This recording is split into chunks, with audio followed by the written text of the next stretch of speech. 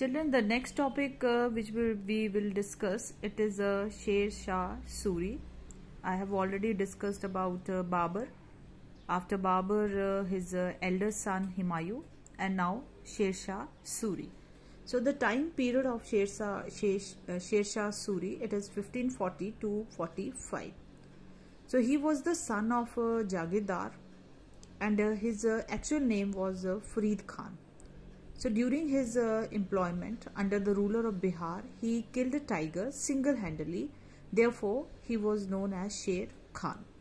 So he was a great conqueror and extended his empire by annexing Punjab, Sindh, Multan. He also controlled Gwalior, Malwa, Rajasthan. He fought 2 battles against the Mughal emperor, that is Humayun, and defeated him. He ascended the throne of Delhi in CE 1540 at the age of 67. So some of his administration. He introduced many reforms for his subjects.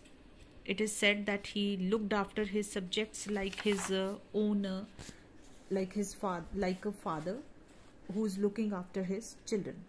He was a very liberal and secular ruler who did not discriminate between his subjects. He worked towards the welfare of his subjects, both for Hindus, both for Muslims. He constructed a network of roads which is known as the Grand Trunk Road. He also built roads from Agra to Jodhpur and Chittor. He built another road from Lahore to Multan.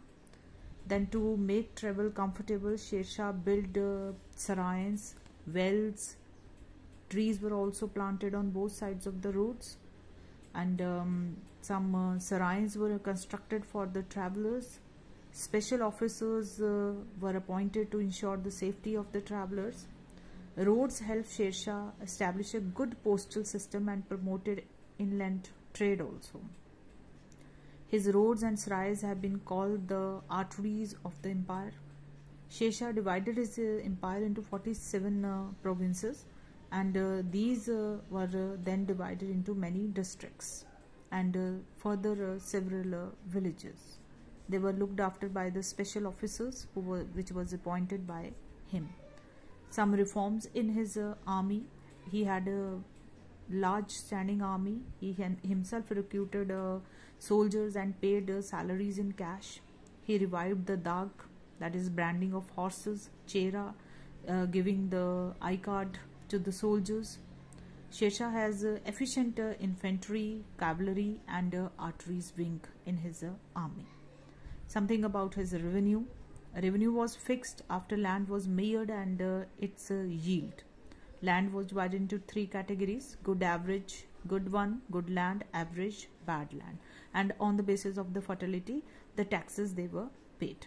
Taxes could be paid in cash or kind, and the share of the government was fixed at 1/4. Though Sher Shah was strict in revenue collection, he was liberal when loans has to be given during times of droughts or floods.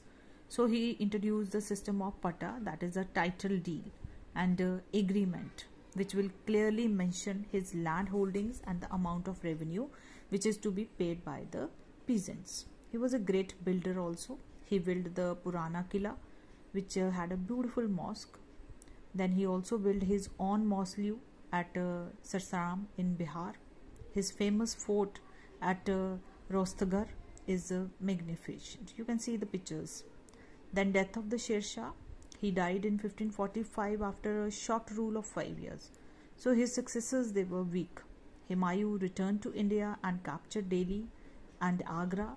The Afghan rule ended and the great Mughal dynasty once again came back to power. You can see the coins which was introduced, rupiah, silver coin, which was introduced by Sher Shah. Killa-e-Kunda, Delhi में, ठीक है. Then Sher Shah Suri Gate, Purana Killa, made in Delhi. This is the tomb of Sher Shah. Clear, children? Just go through the pictures. Clear? So here the chapter, it is over. The question answers and other exercises we will be doing in the class. Thank you, children.